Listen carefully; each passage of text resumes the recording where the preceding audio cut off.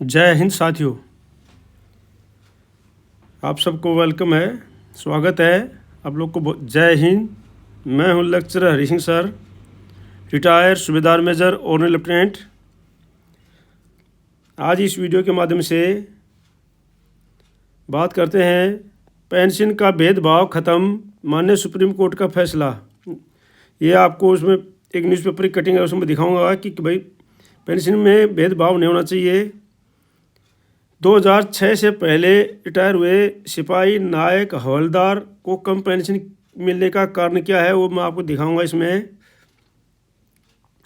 1973 तक सिपाही से जेसीओ तक जो मिलती थी बेसिक पे की 70% पेंशन मिलती थी।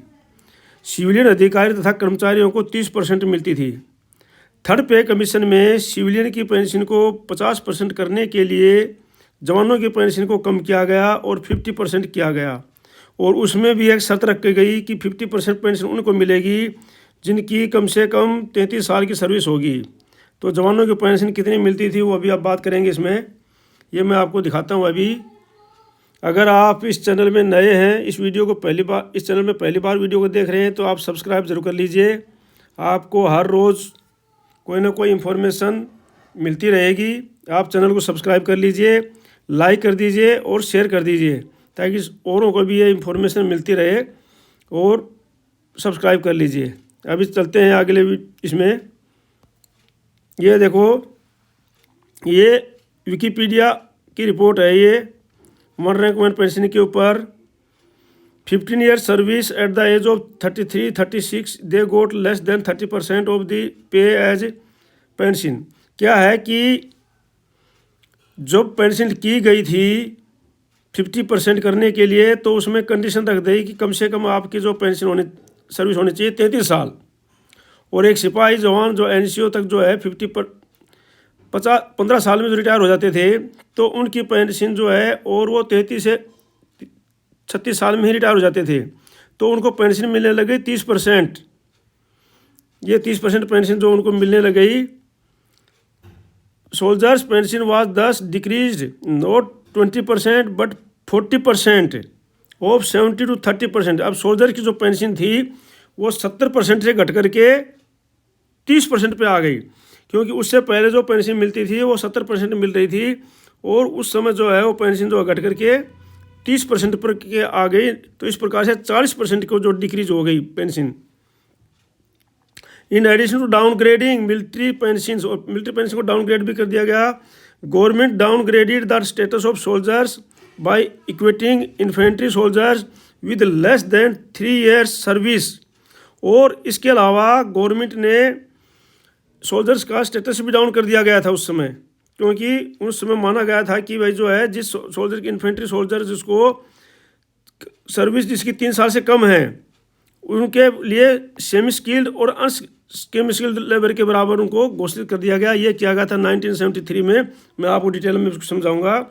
The decision was announced 2 months after field marshal Manekshaw, Sam Manekshaw, who led the army in victorious 1971 war. और ये कब किया गया था? जब फील्ड मार्शल जो जनरल मानेकशॉ साहब थे वो जब रिटायर हुए, तो उनके रिटायर करने के बाद में तुरंत बाद में डिसीजन ले लिया गया था, जबकि उन्होंने जो है पूरे विक्टोरी किया था 1971 में जो है इसको विक्टोरी किया था पाकिस्तान को, ठीक है नहीं। और उसके बाद में डिसीजन लिया गया। क्यों किया गया? The reason of the displacing the armed forces pension which continue to rank veterans and serving pensioners given the Congress government. तो उस समय जो गवर्नमेंट थी वो कांग्रेस की गवर्नमेंट थी। तो मैं गवर्नमेंट के बारे में कोई ज़्यादा पार्टीवाद नहीं करना चाहता हूँ, मैं तो सिर्फ इसको समाचार देना चाह रहा हूँ। One rank one pension, same pension और same rank for same length service respective of the date of retirement. मतलब रिटायरमेंट जो होता है उसमें वन रैंक वन पेंशन का मतलब होता है कि जितने उनकी पेंशन के बराबर जिनकी सर्विस बराबर हो, इक्वल सर्विस हो, तो उनको सेम जो है पेंशन मिलनी चाहिए। इज लॉन्ग स्टैंडिंग डिमांड, ये बहुत समय से डिमांड है Indian army force and veterans. The demand for pay pension equity which underline ORP concept was provoked by the express decision by the Indira Gandhi led Indian National Congress INC government in 1971। 1971 से पहले के उसमें से demand चलती आ रही है। 2 year after the history victory in the 1970 जो 1971 में जो बांग्लादेश को जो विक्टोरी किया था उसके बाद से जो है ये समस्या आ रही है। देखो in 1986 the sense of unease and disturb promoted by the third central pay commission. Third pay जो सेंट्रल पे कमीशन था was exasperated by the Rajiv Gandhi led Indian National Congress government decision to implement rank pay which reduced basic pay captain major lieutenant colonel and brigadiers and their equivalent in air force and the navy related to the basic pay scale of the civilian and police। अब क्या है, army की जो pension थी उनका rank था उनको reduce करके और इनको बढ़ाया गया था सिविलियन को, और उनको पे स्केल भी जो सिविलियन को बढ़ाने के लिए आर्मी का 70% से करके 50 कर दिया गया, उनका 30 से करके 50 कर दिया गया। जबकि in 1973 reduction of the armed forces pension, armed force pension की जो रिड्यूशन कब किया गया ये जो था इसमें तो बोलता है basic of the reducing pension of in 1973 Indira Gandhi led Congress I terminated 1 rank 1 pension को टर्मिनेट कर दिया गया। The basis of the deciding pension of Indian armed forces persons which had been in the वो 26 ईयर सिंस इंडिपेंडेंस, स्वतंत्रता के बाद में 26 साल तक ये जो चलता रहा। Through and ex parte administrative order in addition the government on the basis of the report of third pay commission from which armed forces representation was excluded and which was dominated by the bureaucrats increased the pension of civilian who retired at 58 from 30 to 50%, a net increase 20%। अब जो civilian थे वहाँ पर क्या है bureaucracy नौकरशाह जो थे उनकी चली थर्ड पर पे कमीशन में, जो सिविल के IAS ऑफिसर वगैरह जो नौकरशाह थे उन्होंने थर्ड पर पे कमीशन में क्या किया कि सिविलियन की पेंशन को 30 से बढ़ा करके 50 कर दिया गया, जो कि 58 साल में रिटायर होते हैं उनकी पेंशन को इंक्रीज कर दिया गया। And reduce the pension of soldiers, और सोल्जर्स की पेंशन को कम कर दिया गया। नॉन कमीशन ऑफिसर जो NCOs है उनकी pension, junior commission officers JSOs की पेंशन बाय 20% फ्रॉम 70 to 50%, 70 से उसको घटा करके 50% कर दिया गया। बेसिक पे का जो बेसिक पे थी उसका पहले 70% मिलती थी उनको और उसके बाद 50% कर दिया गया। With the caveat that for full pension the minimum service was 33, और यह शर्त लगा दी गई फुल पेंशन तब मिलेगी जब कम से कम आदमी जो 33 ईयर सर्विस करेगा। अब वो सिविलियन के लिए तो ठीक थी, सिविलियन तो 33 ईयर्स पूरी हो जाती थी, लेकिन आर्मी पर्सन के लिए बहुत घाटा हो गया, क्योंकि आर्मी पर्सन तो जो है सोल्जर जो है, but that soldier in 1973 in 1973 retired after 15 years service at the age of 33 से 36 years, they got less than 30% of the pay।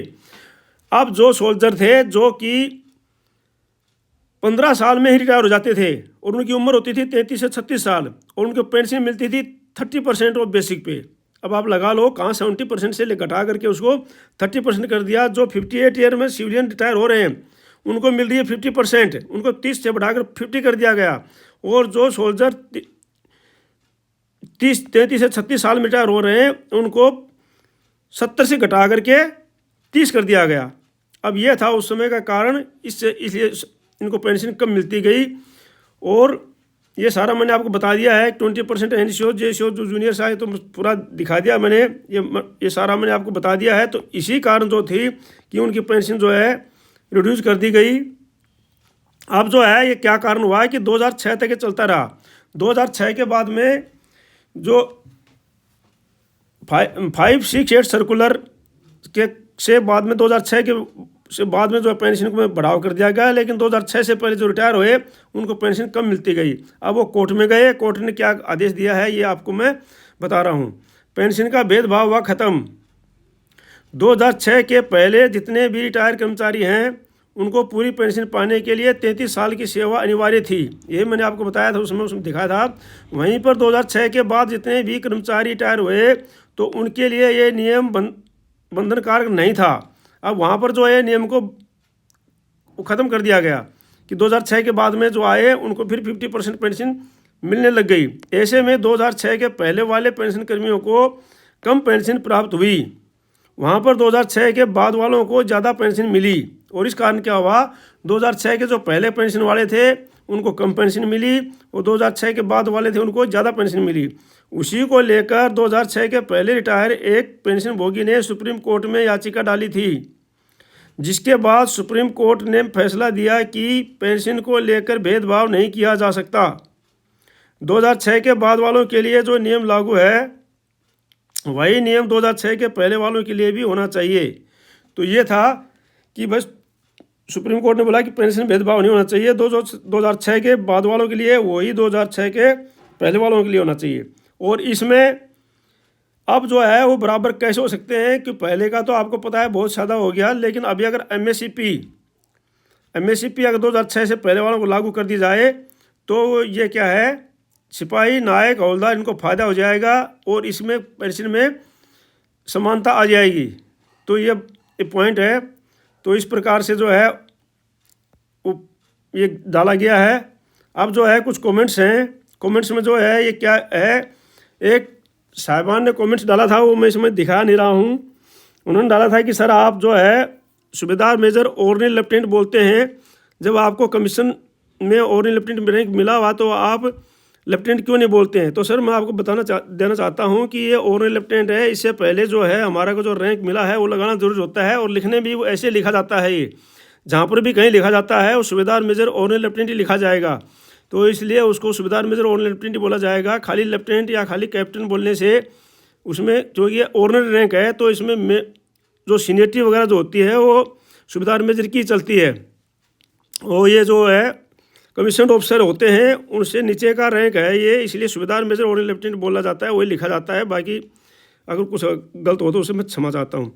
दूसरा है कि एक जवान ने किया था कि सर आप तो जेसीओज का सिर्फ मुद्दे उठाते हो, जवान का और मैं पूरे मुद्दे उठाता हूँ और इसलिए हमेशा सिपाही से लेकर के हवलदार नायक जेसीओ तक जो भी मेरे को मिलते हैं मैं उठाते चलता हूँ। आज ये मैं सिपाही से हवलदार तक का ही मेन मुद्दा है। अगर इसको सोल्व कर दिया जाए तो ये जो पेंशन जो है एमएसपी वालों को ऑटोमेटिक बढ़ जाएगी और ये मैं सभी का मुद्दा उठाता हूँ। अभी आगे भी मैं इस चीज़ का ध्यान रखूँगा।